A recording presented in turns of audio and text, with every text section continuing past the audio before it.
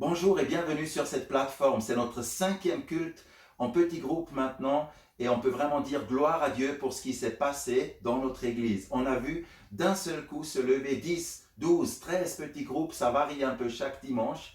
Mais par exemple, le dimanche dernier, j'ai vu environ 60 personnes participer en petits groupes, sans compter aussi toutes les autres personnes. Mais ce que je veux dire, c'est vraiment que Dieu est magnifique. Il nous a permis de vivre ce temps au mieux, parce que c'est un temps difficile. Nous voici maintenant déjà le 2e dimanche de l'Avent. J'ai allumé 2 bougies. Noël est devant les portes. Et j'aimerais vous accueillir avec cette parole où Jésus, il dit à son Église, « Voici, je me tiens devant la porte et je frappe. Si quelqu'un entend ma voix et ouvre la porte, j'entrerai chez lui et je mangerai avec lui et lui avec moi. » Jésus devant la porte. Dans 3 semaines, nous allons fêter Noël dans un contexte très particulier, dans une année vraiment très particulière que nul n'avait imaginé de cette manière. Beaucoup de portes se sont fermées, c'est vrai, mais ce verset nous dit en gros que nous sommes avec la porte fermée. Et le plus affolant, c'est que parfois nous nous sommes enfermés nous-mêmes, que nous avons choisi un isolement qui n'est pas bon pour nous ni pour notre entourage. Puisse Dieu nous aider ce matin à sortir de ce confinement intérieur. Jésus se tient devant la porte. Il aimerait entrer, il aimerait rester chez toi. Alors je t'encourage, je nous encourage tous à lui ouvrir largement la porte et à le laisser entrer, à l'accueillir chez nous. Dans votre petit groupe, dans ton salon, tu peux le dire maintenant, Jésus, sois le bienvenu. Alors, dans ce culte que nous allons vivre en petit groupe encore, voilà ce que je vous propose. Tout d'abord, c'est Marietta Sanchez qui va prendre la parole. C'est la maman de Daniel Sanchez et elle va nous présenter un projet pour le Venezuela. Chaque année, à la fête de Noël, nous avons soutenu un projet et cette fois-ci, ce sera le Venezuela. Et j'aimerais passer la parole à Marietta. Elle va nous présenter un travail d'éducation qui se fait, éducation chrétienne. Merci beaucoup Marietta et à tout à l'heure. Je suis la femme de Monsieur Mère David Sanchez, pasteur de l'église Dieu est admirable de Caracas. Nous sommes très contents parce que c'est pour moi un privilège de vous raconter un peu les merveilles qui sont devenues en Amérique du Sud. Le Seigneur a permis, pendant les 25 années qui ont passé, qu'on puisse établir un mouvement de maîtres d'école et des volontiers pour les préparer pour aller à les écoles et leur enseigner les valeurs qui sont dans la personnalité de Jésus. Jésus est un modèle d'homme et on doit enseigner à nous-mêmes et aux enfants quel est le modèle qu'il veut qu'on soit. Alors, dans ces 25 ans, on a préparé ces maîtres et on doit atteindre 9 millions d'enfants. Nous avons besoin de vos prières pour que les maîtres qui sont en train de travailler aujourd'hui, malgré leur situation économique, puissent continuer en avant. On donne dans les classes, on donne des belles classes. On a préparé pendant 16 ans 30 classes par niveau éducatif. Et ces enfants, dans ce moment, ils sont en train de recevoir la semence de la parole de Dieu et ça va rester toute la vie. Alors, je veux vous remercier de nous appuyer. Nous avons maintenant les maîtres qui ont soutenu ce ministère avec leur propre salaire. Et en plus maintenant, comme il y a beaucoup de désnutrition des enfants, les maîtres et l'Église au Venezuela, ils sont en train de donner quelques repas aux enfants pendant la semaine parce que leurs parents n'ont pas suffisamment d'argent pour acheter des protéines ou pour acheter des aliments pour leur donner. Alors maintenant, on ne donne pas seulement de la parole de Dieu, mais on donne aussi l'amour à travers les aliments. Alors on est en train de les encourager, d'aller en avant, de planifier, d'améliorer tout ce qu'ils sont en train de faire. Cette semaine, nous allons commencer à donner tout le cours que nous donnons de 24 heures pour devenir un maître en valeurs, les valeurs de Jésus, 3 fois, 3 jours, pendant 3 jours. Et puis alors, ces gens, ils se multiplient dans tous les cantons qu'il y a au Venezuela. Dans la partie nord de ma région, on a formé 4200 maîtres. Et puis, maintenant, les pasteurs, enfin, ils ont entendu qu'il faut aller à la rue, en face de l'école, en face de l'église, et enseigner aux enfants les bonnes nouvelles. Jésus les aime et veuillez nous appuyer. Au nom de Jésus, Amen. Oui, merci beaucoup à Marietta pour la présentation de ce projet et ce sera pour dimanche prochain, 13 décembre, que nous allons faire cette offrande. C'est une offrande spéciale et je vous prie de préparer votre offrande avec une enveloppe. Maintenant, nous allons poursuivre avec la louange. Et après la louange, il y aura le message biblique de Christian Bibolet. On se réjouit de l'entendre. Bienvenue aussi à toi, Christian. Et après cela, dans nos petits groupes, nous allons prendre le temps d'échanger, comme toujours, sur le texte biblique. Et à la fin, il y aura un moment de Sainte Seine. C'est-à-dire, à 11h30, nous allons faire un Zoom et nous allons célébrer la Sainte Seine ensemble dans les petits groupes. Merci beaucoup. Un bon culte. Bonjour l'église de Plain-Palais, c'est super de vous avoir sur l'écran. Nous, on va chanter, nous sommes une équipe là, avec Brian, Nicoletta, Joyce qui nous a rejoint, qui nous aide, et puis Matteo, on va chanter quelques chants devant les chaises malheureusement vides, mais je pense, chez vous, les cœurs vont être remplis du Saint-Esprit, remplis de sa présence. Et que dans vos salons, le Saint-Esprit va venir et vraiment toucher vos cœurs, toucher vos familles et toucher chacun d'entre vous, d'où vous êtes. Amen. Amen. Il est dit dans Hébreux 13, 8 que Jésus, il est le même hier, aujourd'hui et demain. Amen. Amen. Il reste le même, il ne nous lâche pas. Il est même là dans nos difficultés, dans nos tristesses. Quand on est seul, on n'est jamais seul avec notre Seigneur Jésus. Et puis maintenant, je vous invite de chanter ensemble, de louer le Seigneur ensemble.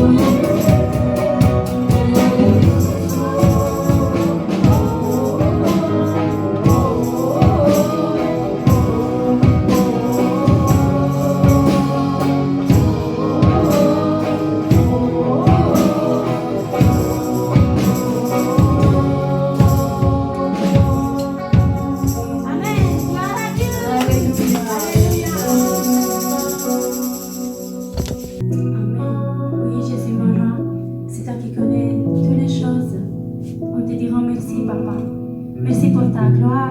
Et puis c'est vrai, on peut chanter pour toi. Parce que c'est toi qui connais tous les soucis, tous les problèmes. Et puis on vient devant toi avec tous nos cœurs ouverts pour chanter pour ta gloire, Jésus. On te loue, on te bénit, Papa. Parce que c'est toi qui es le roi des cieux.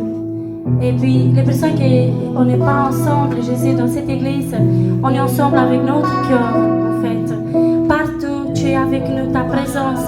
Par les chants, tu es parmi nous, Jésus. Parce que ta parole est vraie. Et c'est toi la lumière de ce monde. Alléluia, je te rends gloire, Papa, pour toutes les choses que tu as fait déjà pour nous, Jésus. Et puis on peut chanter pour toi, pour ta gloire, Jésus. Amen. Je t'ai lu toute ma vie, Jésus. Et je t'ai béni. Alléluia. Jésus. Alléluia.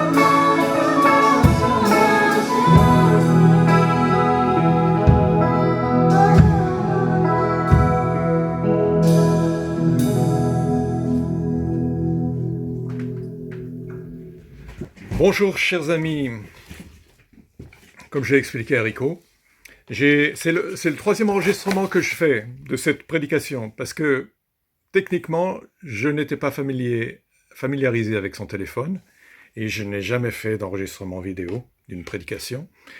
Donc il y a eu quelques petits soucis en route, mais on ne va pas se prendre au sérieux, on va se détendre, on va s'amuser de nous-mêmes et surtout on va demander au Seigneur d'être avec nous pendant ce temps de découverte de sa parole. Mais avant de nous lancer dans la lecture et dans la prédication, je voudrais vous inviter à ce que nous prions ensemble. Seigneur Dieu, tu es bon. Tu es plein de miséricorde, tu es patient avec nous, parce que nous sommes souvent maladroits, parce que nous ne comprenons pas bien les choses pratiques et surtout les choses spirituelles. Et nous demandons que ton esprit ce matin s'adresse à nous de façon très personnelle, de façon très précise et particulière, pour que notre vie de disciple puisse bénéficier de ce moment de méditation et que nous en ressortions plus assurés de ta bonté, plus assurés de ta grâce, mais aussi plus résolus à vivre selon ta volonté. Nous te demandons tout cela dans le nom de Jésus. Amen. Alors ce matin, la prédication va porter sur le chapitre 2 du livre de l'Apocalypse. Si vous avez une Bible, je vous recommande beaucoup de l'ouvrir en Apocalypse 2, et je vais lire les 7 premiers versets. Voici ce que Jésus demande à Jean d'écrire. À l'ange de l'église d'Éphèse, écris. Voici ce que dit celui qui tient les 7 étoiles dans sa main droite et qui marche au milieu des 7 chandeliers d'or.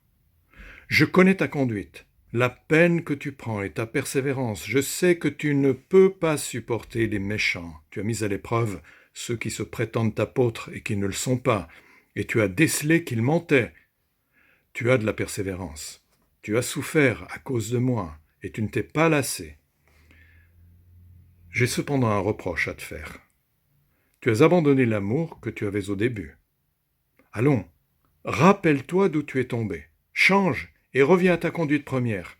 Sinon je viendrai à toi et j'ôterai ton chandelier de sa place si tu ne changes pas. Voici pourtant une chose que tu as en ta faveur. Tu détestes les œuvres des Nicolaïtes tout comme moi. Que celui qui a des oreilles écoute ce que l'Esprit dit aux églises. Au vainqueur, je donnerai à manger du fruit de l'arbre de vie qui est dans le paradis de Dieu. Lorsque vous pensez à Jésus au ciel, à votre avis, quel est son emploi du temps ? Qu'est-ce que Jésus fait au ciel ? Eh bien, les quelques versets que nous venons de lire répondent en partie à cette question. Depuis le ciel, Jésus suit très attentivement la vie de l'Église. Mais il ne le fait pas à la manière d'un administrateur qui se demanderait si les bâtiments sont en bon état ou si les finances sont en bon état ou si chacun a donné la dîme. Il se préoccupe de l'Église comme un berger qui suit chacune de ses brebis et chaque Église avec une attention pleine d'affection. Et à ce titre, il s'intéresse à la fois à ce que nous croyons et aussi au sentiment que nous avons pour lui, à l'amour que nous avons pour lui et que nous manifestons pour lui. Et quand quelque chose cloche dans nos croyances ou dans notre amour pour lui, eh bien Jésus cherche à nous le faire savoir par le Saint-Esprit, qui est l'agent par lequel il entre en communication avec nous. Maintenant, vous savez pourquoi Jésus prend son rôle tellement au sérieux. Eh bien parce que si nous, Église de Genève, Église de Plainpalais, si nous nous mettons à croire aux enseignements des faux apôtres, si nous perdons notre amour pour Jésus, c'est tout le long travail dans lequel Jésus s'est engagé pour nous qui est remis en question, qui est compromis. Pensez au fait qu'il ait quitté la gloire de Dieu, qu'il soit incarné Songez au temps qu'il a consacré à ses disciples, à les instruire. Songez à toute la souffrance qu'il a subie lorsqu'il a porté le jugement de Dieu pour nos péchés. Songez à tout le travail qu'il accomplit pour nous transformer en son image et ce qu'il a fait, ce qu'il est en train de faire pour nous préparer une place dans les lieux célestes. Tout cela est remis en question. Alors, si nous menons une vie de disciples d'occasion, si nous sommes infidèles, vous le comprenez, on a beaucoup à perdre. Mais Jésus lui-même a beaucoup à perdre. Si nous ne vivons pas cette vie dans la vérité et la grâce, si nous n'aimons pas Jésus, qu'est-ce que le monde est en droit de penser? Le monde est en droit de penser que nous sommes des hypocrites. Il est en droit de penser que l'Évangile, c'est une fable, et que toute personne raisonnable ne va pas croire à une fable, puisque ceux qui croient à cette fable ne sont pas différents, ne sont pas meilleurs que les gens du monde. C'est pour cela que Jésus considère que l'état spirituel de l'Église et notre état personnel dans l'Église est la première de ses préoccupations. Et cela, il le prouve en nous donnant à lire les lettres qu'il a demandé à Jean d'écrire à cette Église d'Asie, qui toutes sont dans des situations particulières, mais situation particulière qui peut être un jour ou l'autre la situation de notre propre Église. Et dans ces lettres, en gros, Jésus suit toujours la même approche. Il commence par dire ce qu'il y a de positif, puis il relève une faiblesse parfois très grave, mais il ne s'arrête pas là. Il invite les croyants de ces églises à changer de manière à ce qu'au jour du jugement, il puisse récompenser les vainqueurs, c'est-à-dire ceux qui auront accepté ses réprimandes et qui seront revenus à lui dans une attitude d'obéissance. Maintenant qu'on a présenté ces généralités, voyons un petit peu le cas de l'église d'Éphèse. Qu'est-ce que Jésus trouve de bon dans cette église? Eh bien, il nous le dit au versets 2, 3 et 6. Dans cette église, ce qu'il y a de positif pour lui, c'est la conduite de ces chrétiens. Il leur dit en quelque sorte, vous vous conduisez bien. Et ça, j'en suis fier, ce n'est pas les termes qu'il utilise, mais vous vous donnez de la peine, vous êtes persévérants dans la foi, vous ne vous êtes pas lassés. Et les Éphésiens ont fait en particulier preuve de beaucoup de discernement et de fermeté spirituelle. En 3 occasions, ils mentionnent à propos des méchants, Jésus souligne que les Éphésiens ne se sont pas laissés tromper par les méchants. Et qu'est-ce que les méchants? Bien, l'Ancien Testament nous apprend que les méchants, ce sont ceux qui ont abandonné l'Éternel, ceux qui complotent contre les justes, ceux qui cherchent à dépouiller les justes, ceux qui sont indifférents au sort des autres.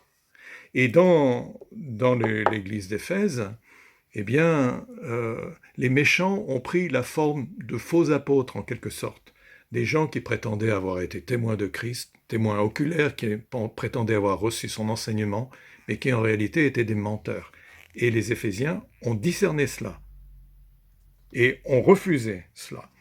Et puis les Éphésiens ont aussi montré beaucoup de discernement et de fermeté spirituelle vis-à-vis des Nicolaïtes, qui incitaient les chrétiens à ne pas observer les recommandations que leur avait faites l'Assemblée apostolique de Jérusalem. Là, il faut faire un petit retour en arrière. En l'an 50, vous vous souvenez, après le premier voyage missionnaire de Paul, il y a eu un rassemblement important à Jérusalem pour traiter du cas des disciples de Jésus qui étaient issus du paganisme.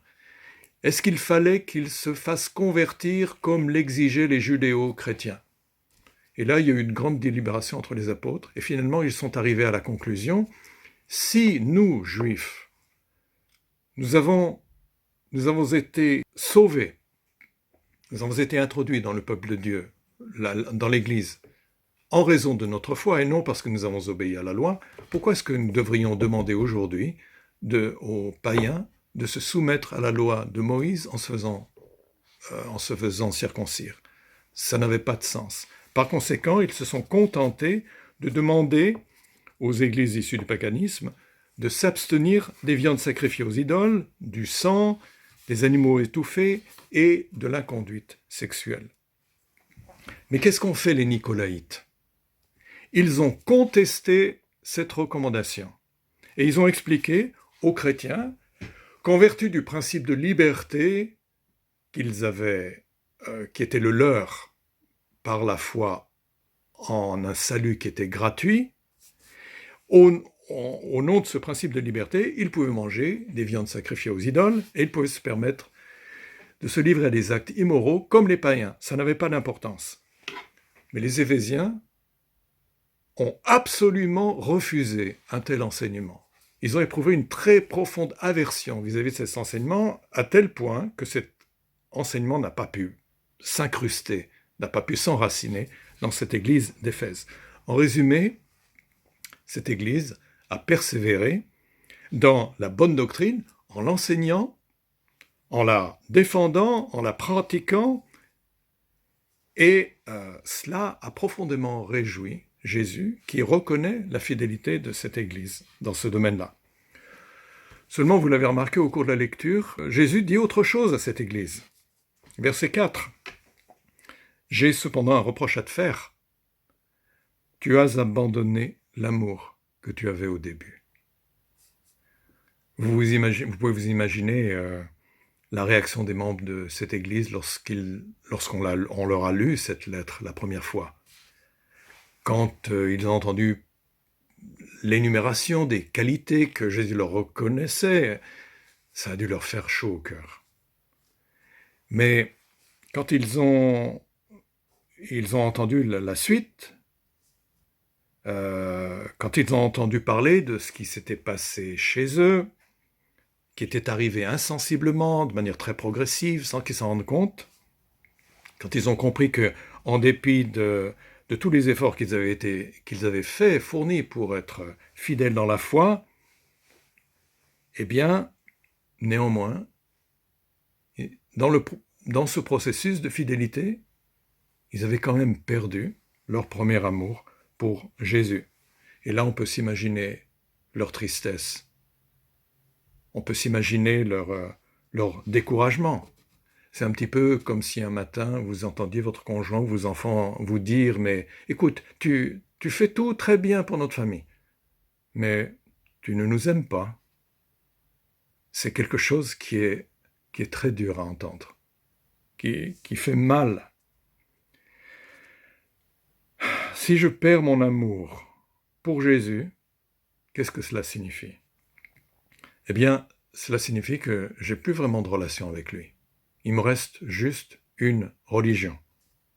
Or, l'Évangile, c'est justement la bonne nouvelle d'une relation qui est rétablie avec Dieu. Par conséquent, si mon amour pour Jésus se refroidit, je suis en train de perdre plus qu'une religion. Je suis en train de perdre l'essentiel de l'Évangile, qui est Jésus vivant en moi et moi vivante en Jésus. Alors, il y a une grande question qui se pose à nous. Comment est-ce qu'on va conserver notre premier amour pour Jésus? Certains suggèrent que la solution elle est relativement simple. Ils disent, il ne faut pas être trop à cheval sur la doctrine. C'est pas bon. C'est pas nécessaire. Il faut simplement recevoir et vivre l'Évangile comme des enfants. C'est ce que Jésus nous demande. Il faut aimer et louer Dieu. Et il ne faut pas perdre son temps en études approfondies et prolongées de la Bible, parce que ça dessèche notre foi. C'est leur argument. Alors, c'est vrai que lorsqu'on investit beaucoup de temps et d'énergie à étudier la Bible en profondeur et de manière prolongée, il y a le risque de réduire notre foi à une série d'idées et à un système. Ça, c'est un risque qui est réel et qui se traduit par la perte de la joie de notre salut et la perte d'une relation vivante avec Dieu. C'est vrai, c'est un risque possible. Mais est-ce que louer et aimer Dieu sans être trop regardant sur ce qu'on croit vraiment est la solution? Eh bien, je vous propose de prendre le cas de l'église de Thyatire, juste pour vérifier. Et là, on lit au verset 19, toujours du chapitre 2, « Je connais tes œuvres. Je connais ton amour, ta fidélité, ton service, et ta persévérance. Je sais que tes dernières œuvres sont plus nombreuses que les premières. » Là, Jésus adresse à cette église de Thyatire un compliment absolument magnifique. Et en particulier, il signale une qualité qui manque justement à Éphèse. Il parle de l'amour de cette église de Thyatire. Seulement, au verset suivant, on découvre à l'inverse qu'Éphèse a quelque chose qui manque à cette église de Thyatire. Et c'est au verset 20 qu'on découvre ce qui manque. Pourtant, j'ai un reproche à te faire. Tu laisses cette femme Jézabel, qui se dit prophétesse, égarer mes serviteurs en leur enseignant à participer au culte des idoles, en se livrant à la débauche et en mangeant des viandes sacrifiées, la viande des sacrifices. Vous vous souvenez, à Éphèse, les croyants avaient rejeté énergiquement l'enseignement des Nicolaïtes. Or, cette femme Jézabel, qui rappelle l'épouse d'Akab, roi d'Israël, qui avait introduit des cultes idolâtres en Israël, cette Jézabel qui se fait désigner comme prophétesse, a repris à son compte l'enseignement des Nicolaïtes dans cette église de Thyatire. Malheureusement, la réaction des disciples de Jésus à Thyatire n'a pas été unanime. Certains n'ont pas réagi contre cette fausse doctrine. Et c'est ce qui explique le reproche que Jésus adresse à cette église. Tu laisses cette femme Jézabel, qui se dit prophétesse, égarer mes serviteurs en leur enseignant à participer au culte des idoles, etc. La question qui se pose à nous maintenant, pour conclure, c'est qu'est-ce que Jésus nous dit ce matin à travers le message qu'il adresse à cette église d'Éphèse? Eh bien, il nous recommande de rechercher un sain équilibre entre l'amour de la vérité et l'amour de Jésus. L'amour de la vérité, normalement, devrait naturellement nous conduire à aimer Jésus. Et l'amour de Jésus devrait naturellement nous conduire à aimer la saine doctrine. Pourquoi est-ce que c'est tellement important? Parce que sans amour pour Jésus, notre amour, notre attachement à la doctrine fait de nous très rapidement des pharisiens, c'est-à-dire des gens qui jugent beaucoup les autres et qui risquent de ne pas pratiquer eux-mêmes ce qu'ils enseignent aux autres. Et puis, l'autre problème, c'est que sans fidélité à la vérité, sans fidélité doctrinale, notre amour risque d'être fait seulement de bons sentiments qui, et c'est le comble, finissent par justifier le péché au nom de l'amour. Et ça, on a beaucoup d'exemples. On en a beaucoup d'exemples dans les églises. Alors si je devais résumer en une phrase ce message, je dirais, pour rester en bonne santé spirituelle, il nous faut aimer Jésus et garder ses commandements. Comme Jésus le dit lui-même, celui qui a mes commandements et qui les garde, c'est celui qui m'aime. À la fin de cette courte méditation, j'aimerais vous proposer de relire ces 7 versets afin que vous puissiez vous les approprier davantage, et puis de prendre la feuille et de travailler avec les questions qui vous sont proposées, et dans un troisième temps, de prier les uns pour les autres en fonction des besoins que les questions que vous aurez travaillées ont fait ressortir dans votre propre vie. Je vous souhaite vraiment la présence de l'esprit dans ce temps d'application et de réflexion pratique, et surtout beaucoup d'encouragement les uns par les autres, afin que vous puissiez persévérer dans votre vie de disciple. Merci, bon dimanche et très bonne semaine à vous.